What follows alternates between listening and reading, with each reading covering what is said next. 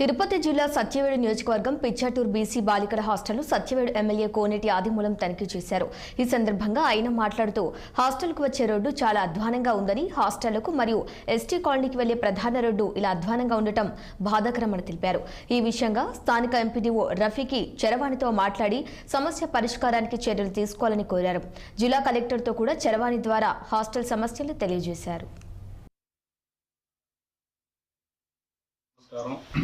ఈరోజు పిచ్చాటూరులో బాలికల వసతి గృహానికి వారి పరిస్థితులు చూసినప్పుడు చాలా అధ్వానం ఉంది.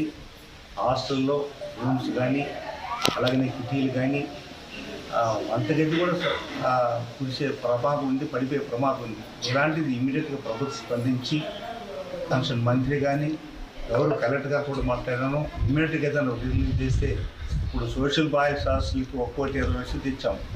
అలాగనే ఈ బాయ్స్ ఉండే బదులు క్యాన్సర్ ఈస్ హాస్టల్స్ కూడా మరామతులకు తొందరగా చేస్తే విద్యార్థులు బాగుంటారు, పండుకోవడానికి కూడా వసతి బాగుంటుంది. ఇట్లాంటి పరిస్థితులు మనం గౌరవ ముఖ్యమంత్రి గారు, విద్యాశాఖ మంత్రి స్పందించి ఇప్పటికప్పుడే హాస్టల్స్ గతంలో చేయలేకపోయాము, ఇప్పుడు తప్పకుండా చేయాలని ఆలోచించింది కాబట్టి 1 by 1 ప్లేస్ చేస్తామని చెప్పి కలెక్టర్ గారు కూడా హామీ ఇచ్చారు. కాబట్టి తప్పకుండా ఇది వచ్చేది వింటర్ సీజన్, జనవరి, ఫిబ్రవరి, మార్చి వరకు చలికాలం, పిల్లలకు ఎలాంటి ఇబ్బంది కలగకూడదు, జాగ్రత్తగా ఉండాలా. కాబట్టి గౌరవ కలెక్టర్ గారు కానీ ముఖ్యమంత్రి కానీ స్పందించి ప్రతి బీసీ హాస్టల్ కూడా వసతి ఏర్పాటు చేయాలని మనస్ఫూర్తి మిమ్మల్ని మీ ద్వారా సమన్వయంగా మనం చేసుకుంటూ మరి అందరికీ ధన్యవాదాలు.